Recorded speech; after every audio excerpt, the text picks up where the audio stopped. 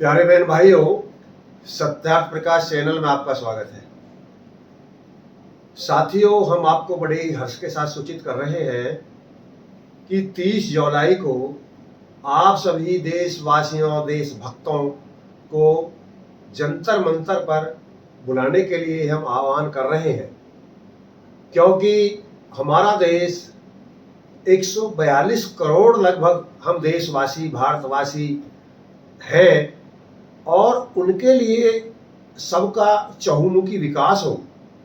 किसी के साथ में संप्रदाय के आधार पर, जाति के आधार पर, क्षेत्र के आधार पर या लिंग के आधार पर कोई भेद ना हो, कोई द्वेष ना हो, कोई पक्षपात ना हो, सबके साथ न्यायपूर्ण व्यवहार हो, ऐसी कामना हम माननीय श्री प्रधानमंत्री नरेंद्र मोदी जी से ज्ञापन के माध्यम से करेंगे कि कृपा शुभ कार्य को जितनी जल्दी किया जा सके उतना जल्दी करना चाहिए और अशुभ कार्य को जितना हटाया जा सके उतना जल्दी हटाया जाना चाहिए।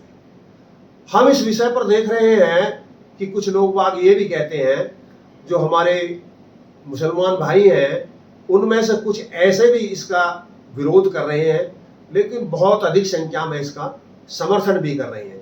लेकिन मेरे समझ में एक बात नहीं आती, जो व्यक्ति इसका विरोध कर रहे हैं किस आधार पर कर रहे हैं।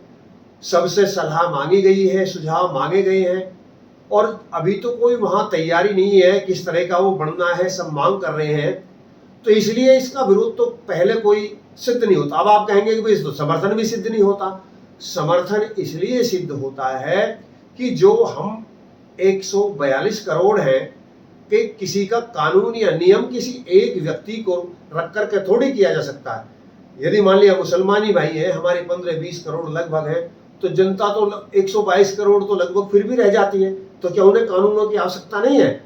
और माना कि एक ही पिता के 4 बेटा हों और एक बेटा को ये चाहता हो मुझे सबके दूसरे के हिस्सा को दे दे, तो क्या ये व्यवहारिक थोड़ी है?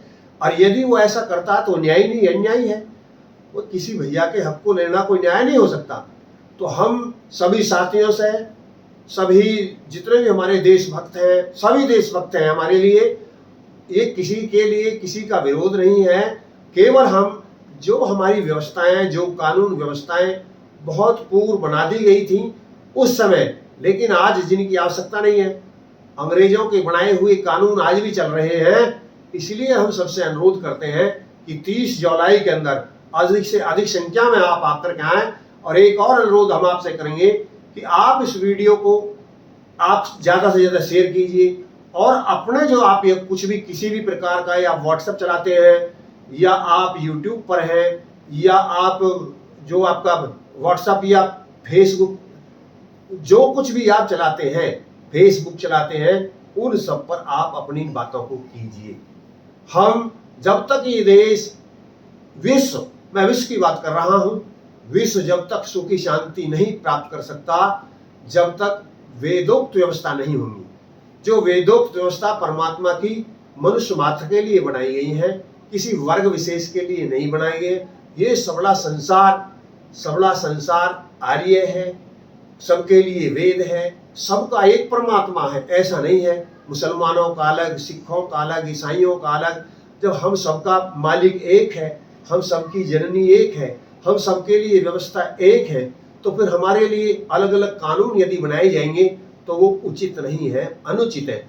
और ये जो यूसीसी है ये तो विश्व में लागू है। आप देखेंगे पाकिस्तान के अंदर लागू है, बांग्लादेश के अंदर लागू है और फ्रांस के अंदर लागू है, अमेरिका आदि आदि जितने भी देश हैं सब पर ये व्यवस्था है। और जब सब जगह ये हो सकता तो भारत में क्यों नहीं हो सकता?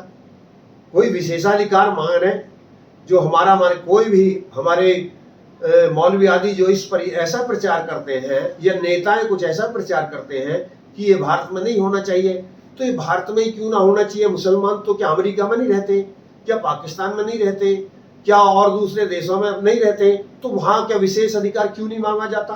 भारत में ही ऐसे विशेष अधिकार की क्या आवश्यकता है? तो हम सभी साथियों से अपील करते हैं कि एक ही गुलदस्ता है, हम सब आपस में भाई भाई हैं।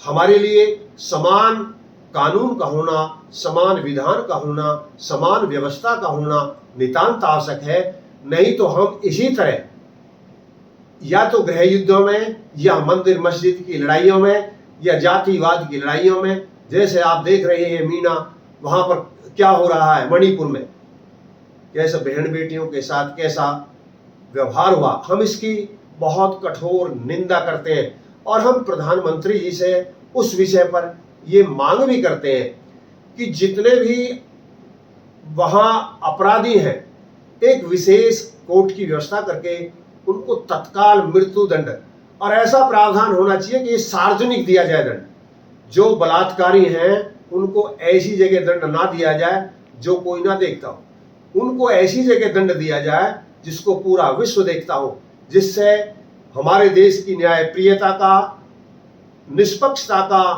और हमारे नेतृत्व का संसार को पता लगे कि वहां के नेता, वहां के भारतवासी बहुत ही अपराधियों के प्रति बिल्कुल भी कोई उनका लगाव नहीं है, वो उनको कठोर से कठोर दंड दे सकते हैं। इन्हीं बातों के साथ मैं अपनी वाणी को विराम देता हूं और आप सभी साथियों से विनती करता हूं कि 30 जुलाई दिन रविवार समय 11 बजे आपको जंतर मंतर पर आकर के यूसीसी के पक्ष में कानून लगवाने के लिए, बनवाने के लिए, मठ मंदिर मुक्त कराने के लिए वहां पर आना है।